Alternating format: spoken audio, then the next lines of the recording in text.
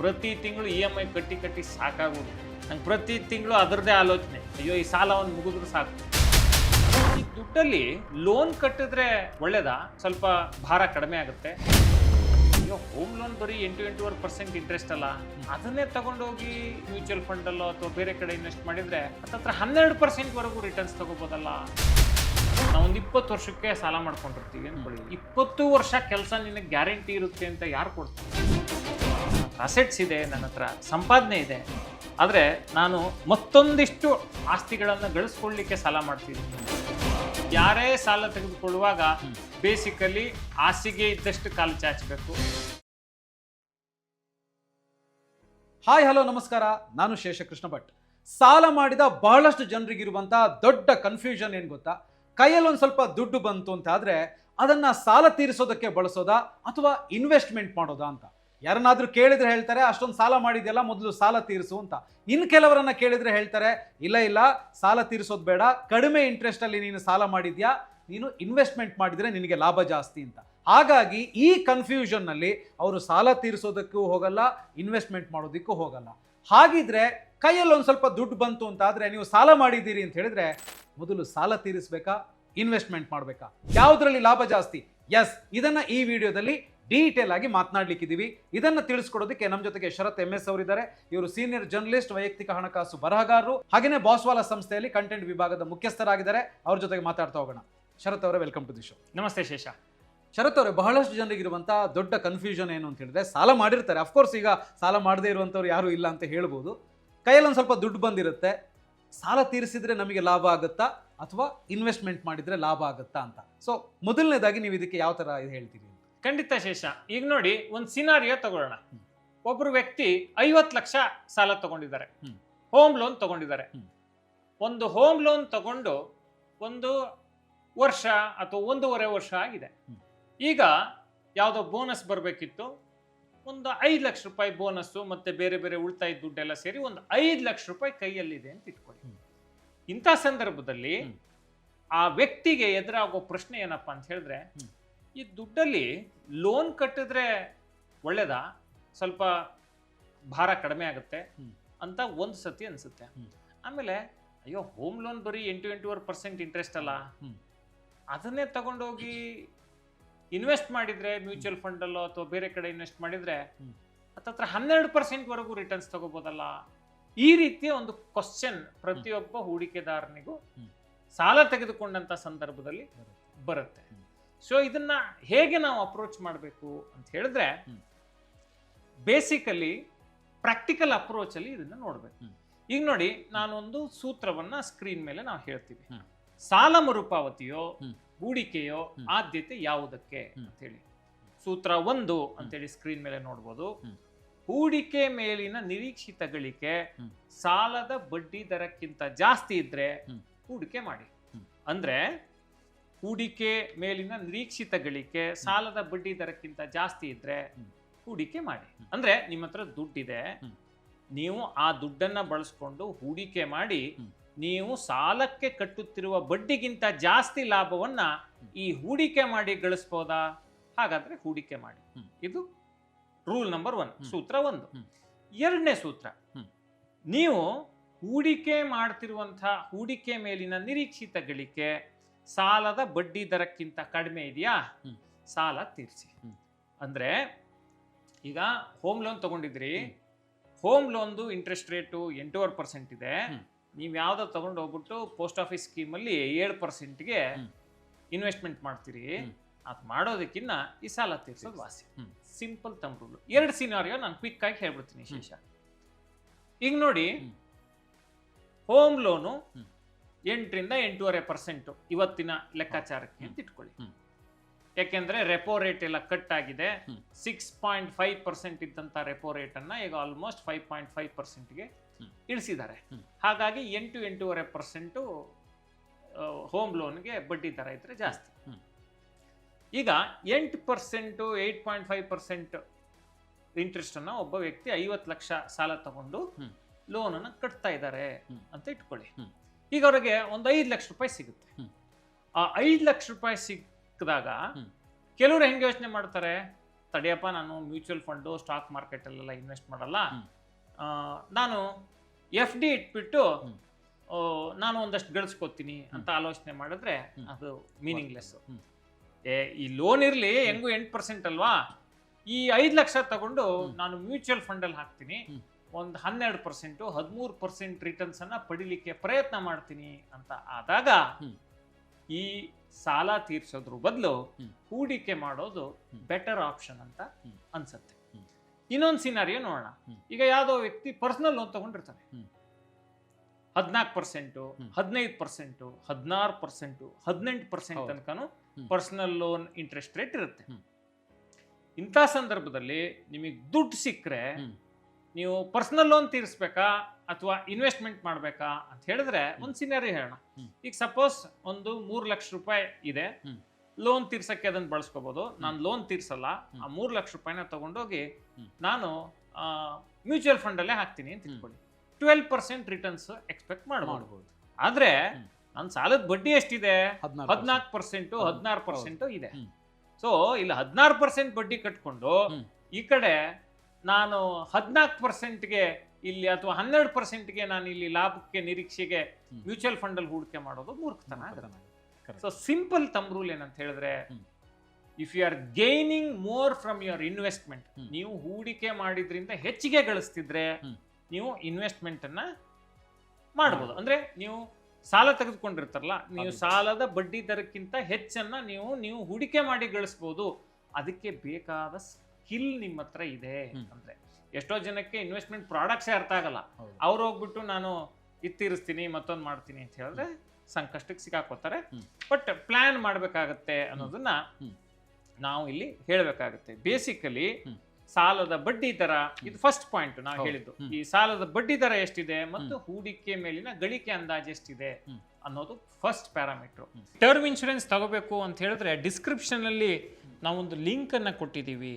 ಆ ಡಿಸ್ಕ್ರಿಪ್ಷನ್ ಅಲ್ಲಿರೋ ಲಿಂಕ್ ಅನ್ನ ಬಳಸ್ಕೊಂಡು ಟರ್ಮ್ ಇನ್ಶೂರೆನ್ಸ್ ಅನ್ನ ಖರೀದಿ ಮಾಡಿದ್ರೆ 15% ಡಿಸ್ಕೌಂಟ್ ಸಿಗುತ್ತೆ. ಅಷ್ಟೇ ಅಲ್ಲ, 51 ವಿವಿಧ ಕಂಪನಿಗಳ ಇನ್ಶೂರೆನ್ಸ್ ಪಾಲಿಸಿಗಳನ್ನು ಕಂಪೇರ್ ಮಾಡಿ ಅವರಿಗೆ ಯಾವುದು ಸೂಕ್ತ ಆ ಇನ್ಶೂರೆನ್ಸನ್ನು ತೆಗೆದುಕೊಳ್ಳುವಂತಹ ಅವಕಾಶ ಕೂಡ ಈ ಪ್ಲ್ಯಾಟ್ಫಾರ್ಮ್ನಲ್ಲಿದೆ. ಮತ್ತು 695 ರೂಪಾಯಿಗೆ 2 ಕೋಟಿ ರೂಪಾಯಿವರೆಗೆ ಕವರೇಜ್ ಸಿಗುತ್ತೆ ಅವರ ಏಜ್ಗೆ ಅನುಗುಣವಾಗಿ. 24/7 ಕ್ಲೇಮ್ ಅಸಿಸ್ಟೆನ್ಸ್ ಇರುತ್ತೆ. ಮತ್ತು ಫ್ಯಾಮಿಲಿ ಅಂತ ಬಂದಾಗ ಕ್ಲೇಮ್ ಬಂದಂಥ ಸಂದರ್ಭದಲ್ಲಿ ಅವರಿಗೆ ನೆರವಾಗಲಿಕ್ಕೆ ಒಂದು ಸಪ್ರೇಟ್ ಟೀಮ್ ಇರುತ್ತೆ.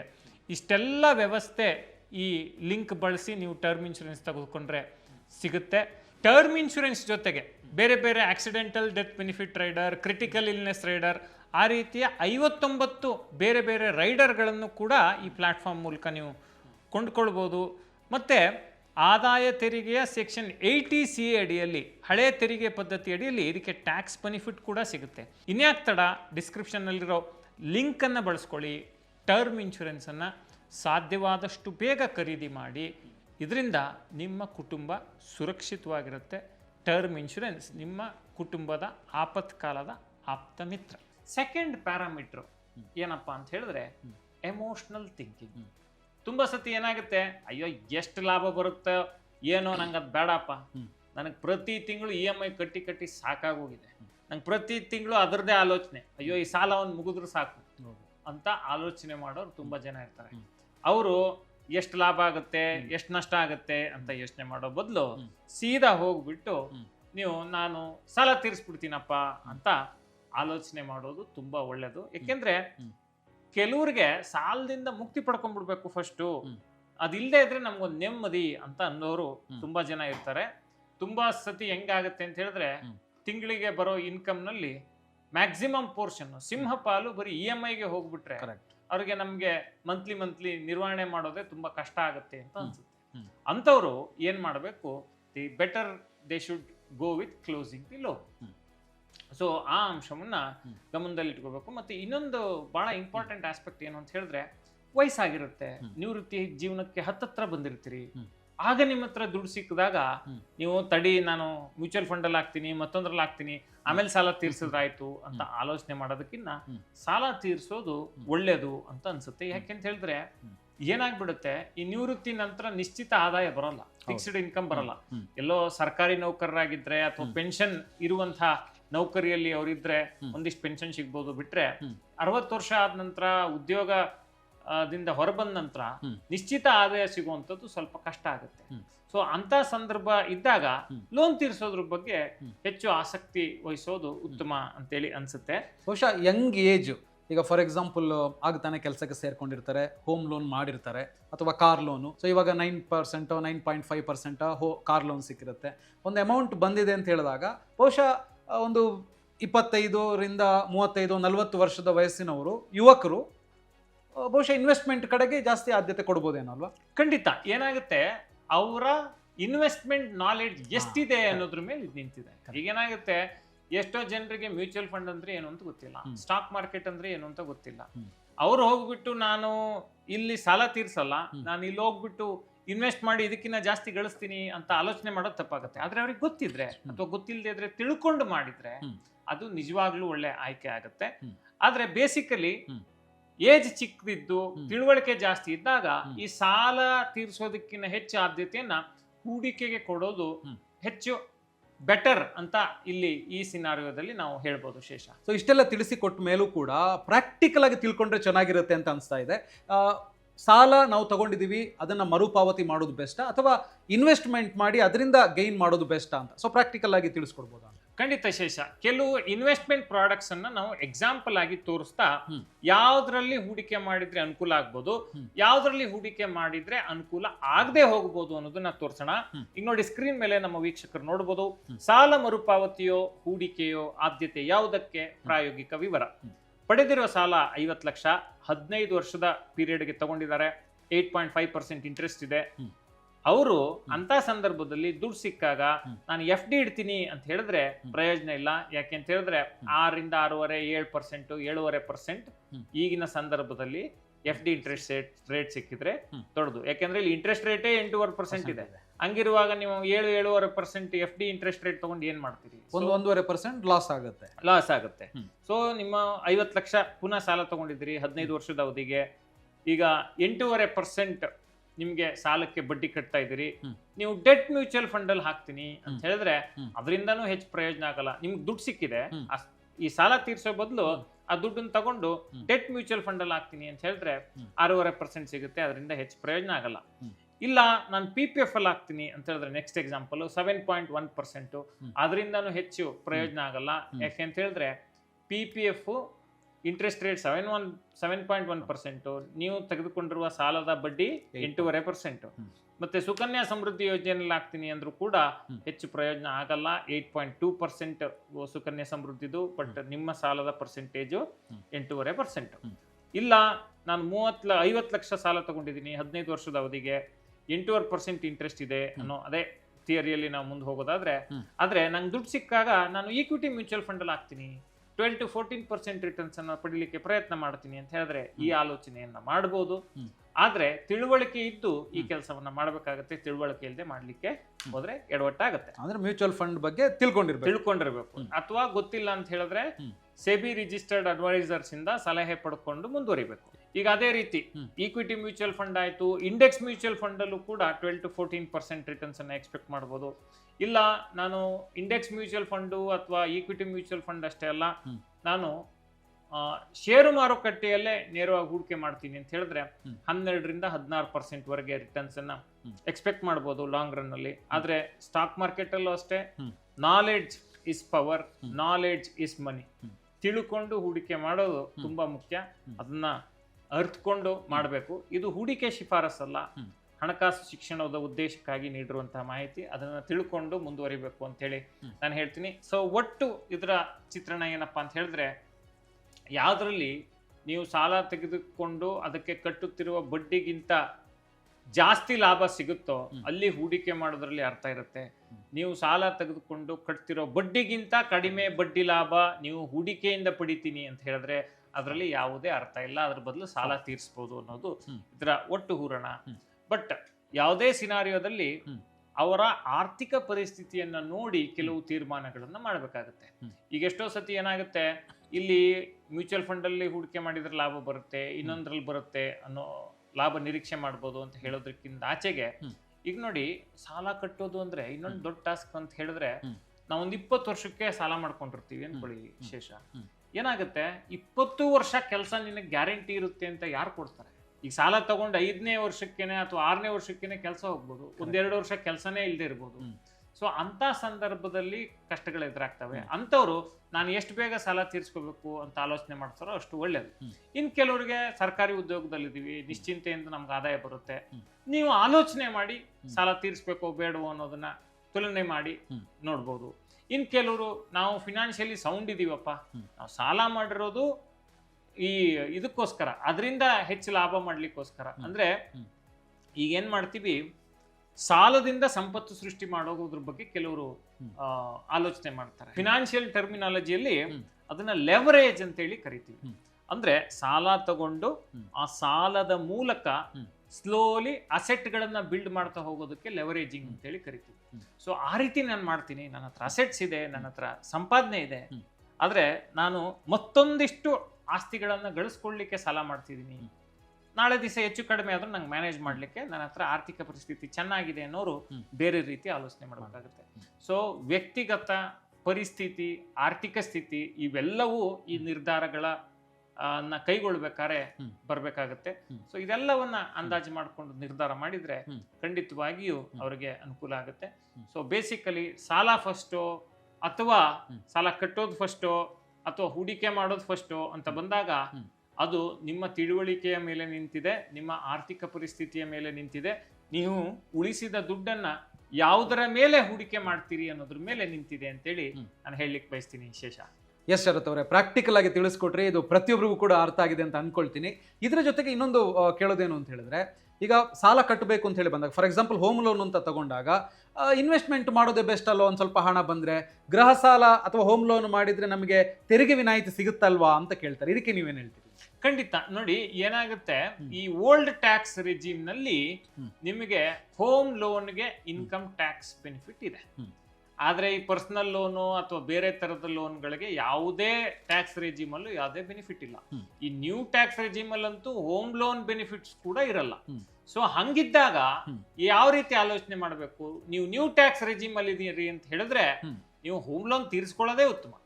ಓಲ್ಡ್ ರೆಜಿಮ್ ಅಲ್ಲಿ ಇರ್ತೀನಿ, ನಾನು ಅದರಿಂದ ಲಾಭ ಪಡ್ಕೋತೀನಿ ಅಂತ ಹೇಳಿದ್ರೆ ಆಲೋಚನೆ ಮಾಡಬಹುದು.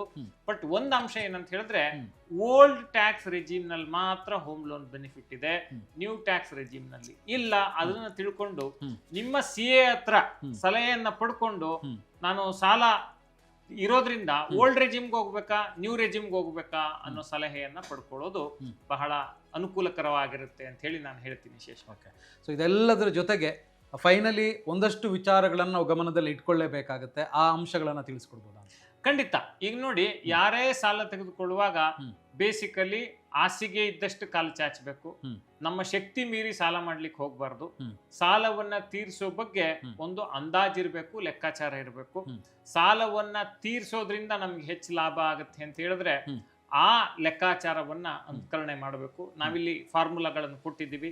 ಸಾಲ ತೀರಿಸೋದ್ರಿಂದ ಹೆಚ್ಚು ಲಾಭ ಆಗಲ್ಲ, ಹೂಡಿಕೆ ಮಾಡೋದ್ರಿಂದಾನೇ ನನಗೆ ಹೆಚ್ಚು ಅನುಕೂಲ ಆಗುತ್ತೆ ಅನ್ನೋರು ಆ ಹಾದಿಯನ್ನ ತುಳಿಬಹುದು.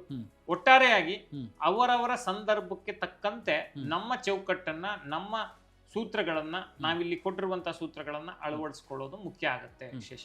ಅಂದ್ರೆ ಮೇನ್ಲಿ ಏನು ಅಂತ ಹೇಳಿದ್ರೆ, ನಾವು ಸಾಲ ತಗೊಂಡಿರ್ತೀವಿ, ಅದಕ್ಕೆ ಎಷ್ಟು ಬಡ್ಡಿ ಕಟ್ತೀವಿ, ಸೊ ಆ ಬಡ್ಡಿಗಿಂತ ಜಾಸ್ತಿ ರಿಟರ್ನ್ಸ್ ಬೇರೆ ಕಡೆ ನಾವು ಹೂಡಿಕೆ ಮಾಡಿದ್ರೆ ಸಿಗುತ್ತೆ ಅಂತೇಳಿ ನಾವು ಆ ಕಡೆ ಹೋಗ್ಬೋದು. ಈಗ NBFC ಬ್ಯಾಂಕ್ಗಳೆಲ್ಲ ನಾವು ತಗೊಂಡ್ರೆ, ಸಣ್ಣ ಪುಟ್ಟ ಬ್ಯಾಂಕ್ಗಳಿಂದ ನಾವು ಲೋನ್ ತಗೊಂಡ್ರೆ ಇಂಟ್ರೆಸ್ಟ್ ಎಲ್ಲ ಜಾಸ್ತಿ ಇರುತ್ತೆ. ಸೊ ಅಂತ ಸಂದರ್ಭದಲ್ಲಿ ನಾನು ಇನ್ವೆಸ್ಟ್ ಮಾಡಿ ಜಾಸ್ತಿ ರಿಟರ್ನ್ಸ್ ತಗೊಳ್ತೀನಿ ಅಂತ ಹೇಳುವಂಥದ್ದು ಮೂರ್ಖತನ ಆಗ್ಬೋದೇನೋ. ನೀವು ಹೇಳಿದ್ದು ಖಂಡಿತ. ಈಗ ನೋಡಿ, NBFC ಅಂದ್ರೆ ಬ್ಯಾಂಕೇತರ ಹಣಕಾಸು ಸಂಸ್ಥೆಗಳು. ಇಲ್ಲಿ ಎಷ್ಟೋ ಸತಿ ಏನಾಗುತ್ತೆ, ಈ ಬಿ ಖಾತಾ ಪ್ರಾಪರ್ಟಿಗಳಿಗೆಲ್ಲ ನಿಮಗೆ ಇದು ನ್ಯಾಷನಲೈಸ್ಡ್ ಬ್ಯಾಂಕ್ಸ್ ಅಲ್ಲಿ ಲೋನ್ ಸಿಗಲ್ಲ. ಆಗೇನ್ ಮಾಡ್ತಾರೆ, ಈ NBFC ಗಳಲ್ಲಿ ಲೋನ್ ತಗೋತಾರೆ. NBFC ಅಲ್ಲಿ ಇಂಟ್ರೆಸ್ಟ್ ರೇಟ್ ತುಂಬಾ ಜಾಸ್ತಿ ಇರುತ್ತೆ. ಸೊ ನಾನು ಈ ಲೋನ್ ಕಟ್ಟಲ್ಲ, ನಾನು ಇನ್ವೆಸ್ಟ್ ಮಾಡ್ತೀನಿ ಅಂತೇಳಿ ಆಲೋಚನೆ ಮಾಡಿದ್ರೆ ಅದು ಬರ್ಡನ್ ಆಗುತ್ತೆ. ಯಾಕೆಂತ ಹೇಳಿದ್ರೆ ಜಾಸ್ತಿ ಇಂಟ್ರೆಸ್ಟ್ ಅನ್ನ ಬ್ಯಾಂಕ್ಗಳು ನಿಮ್ಮಿಂದ ಸಕ್ ಮಾಡ್ಬಿಡ್ತವೆ. ಅಂದ್ರೆ ಬ್ಯಾಂಕೇತರ ಹಣಕಾಸು ಸಂಸ್ಥೆಗಳು, NBFCಗಳು. ಸೊ ಅಂತ ಸಂದರ್ಭದಲ್ಲಿ ಲೋನ್ ತೀರ್ಸೋದೇ ಉತ್ತಮ ಆಯ್ಕೆ ಆಗುತ್ತೆ. ನಾನು ಹೇಳಿದ್ನಲ್ಲ, ಇಲ್ಲಿ ವ್ಯಕ್ತಿಗತ ಆಲೋಚನೆ, ಆರ್ಥಿಕ ಪರಿಸ್ಥಿತಿ, ನೀವೆಲ್ಲಿಂದ ಸಾಲ ತಗೊಂಡ್ರಿ ಅನ್ನೋಂಥದ್ದು, ಈ ಎಲ್ಲಾ ಅಂಶಗಳನ್ನ ತುಲನೆ ಮಾಡಿ ಒಂದು ನಿರ್ಧಾರಕ್ಕೆ ಬರ್ಬೇಕಾಗತ್ತೆ ಶೇಷ. ಡಿಸ್ಕ್ರಿಪ್ಷನ್ ನಲ್ಲಿರೋ ಲಿಂಕ್ ಅನ್ನ ಬಳಸ್ಕೊಳ್ಳಿ. ಟರ್ಮ್ ಇನ್ಶೂರೆನ್ಸ್ ಅನ್ನ ಸಾಧ್ಯವಾದಷ್ಟು ಬೇಗ ಖರೀದಿ ಮಾಡಿ. ಇದರಿಂದ ನಿಮ್ಮ ಕುಟುಂಬ ಸುರಕ್ಷಿತವಾಗಿರುತ್ತೆ. ಟರ್ಮ್ ಇನ್ಶೂರೆನ್ಸ್ ನಿಮ್ಮ ಕುಟುಂಬದ ಆಪತ್ಕಾಲದ ಆಪ್ತ ಮಿತ್ರ. ಥ್ಯಾಂಕ್ ಯು ವೆರಿ ಮಚ್ ಶರತ್ ಅವರೇ. ಬಹಳಷ್ಟು ಜನರಿಗಿರುವಂಥ ದೊಡ್ಡ ಪ್ರಶ್ನೆ ಇದು, ಸಾಲ ಮೊದಲು ಕಟ್ಲಾ ಅಥವಾ ಹೂಡಿಕೆ ಮಾಡ್ಲಾ ಅಂತ. ಯಾಕಂದರೆ ಸಾಲ ಮಾಡಿದವ್ರಿಗೆ ಇರುತ್ತಲ್ಲ, ನಾನು ಹೂಡಿಕೆ ಮಾಡಬೇಕು, ಅದರಿಂದ ಒಳ್ಳೆ ಆದಾಯ ಗಳಿಸಬೇಕು ಅಂತ. ಫೈನಲಿ ಅವರು ಖಂಡಿತವಾಗ್ಲೂ ನೀವು ಹೇಳಿದಂಥ ಪ್ರಾಕ್ಟಿಕಲ್ ವಿಚಾರಗಳನ್ನು ಇಟ್ಕೊಂಡು ಅದರ ಬಗ್ಗೆ ಸ್ಟಡಿ ಮಾಡಿ ಡೆಫಿನೆಟ್ಲಿ ಅವರ ಆಯ್ಕೆಯನ್ನು ಮಾಡ್ಕೊಳ್ಬೋದು. Once again thank you very much. Thank you. Savings, investment, ವೈಯಕ್ತಿಕ ಹಣಕಾಸಿನ ಬಗ್ಗೆ ಕಲ್ತ್ಕೋಬೇಕಾ? ಹಾಗೇನೆ ನೀವೇನಾದರೂ ಬಿಸ್ನೆಸ್ ಸ್ಟಾರ್ಟ್ ಮಾಡಬೇಕು ಅಂತ ಹೇಳುವಂಥ ಯೋಚನೆಯಲ್ಲಿದ್ದರೆ, ಬಿಸ್ನೆಸ್ ಸ್ಟಾರ್ಟ್ ಮಾಡೋದು ಹೇಗೆ, ಯಾವ ಬಿಸ್ನೆಸ್ ಮಾಡ್ಬೋದು ಅನ್ನೋದನ್ನು ತಿಳ್ಕೋಬೇಕಾ? ಹಾಗಿದ್ರೆ ಈಗಲೇ ಬಾಸ್ವಾಲಾ ಆ್ಯಪನ್ನು ಡೌನ್ಲೋಡ್ ಮಾಡಿ. ಕೇವಲ 999 ರೂಪಾಯಿಗೆ 590ಕ್ಕೂ ಹೆಚ್ಚು ಕೋರ್ಸ್ಗಳನ್ನು ನೀವಿಲ್ಲಿ ನೋಡ್ಬೋದು. ವರ್ಷ ಇಡೀ ನೋಡ್ಬೋದು. ಮತ್ತ್ಯಾಕ್ ತಡ, ಡಿಸ್ಕ್ರಿಪ್ಷನ್ ನಲ್ಲಿ ಲಿಂಕ್ ಹಾಕಿರ್ತೀನಿ. ಈಗಲೇ ಬಾಸ್ವಾಲಾ ಆಪ್ ಅನ್ನ ಡೌನ್ಲೋಡ್ ಮಾಡಿ. ಎಸ್ ವೀಕ್ಷಕರೇ, ಈ ವಿಡಿಯೋ ನಿಮಗೆ ಇಷ್ಟ ಆಗಿದೆ ಅಂತ ಅನ್ಕೊಳ್ತೀನಿ. ಸೊ ನೀವು ಸಾಲ ಮಾಡಿದಿರಿ, ಸಾಲ ತೀರಿಸಬೇಕಾ, ಇನ್ವೆಸ್ಟ್ಮೆಂಟ್ ಮಾಡಬೇಕಾ ಅಂತ ಹೇಳುವಂತ ಗೊಂದಲದಲ್ಲಿದ್ರೆ ನೀವೇನ್ ಡಿಸಿಷನ್ ತಗೊಳ್ತೀರಿ ಈ ವಿಡಿಯೋ ನೋಡಿ ಅಂತ ಹೇಳುವಂತದನ್ನ ಕಾಮೆಂಟ್ ಮಾಡಿ. Thank you. ಬಾಸ್ವಾಲಾ, ಬಿ ದ ಬಾಸ್.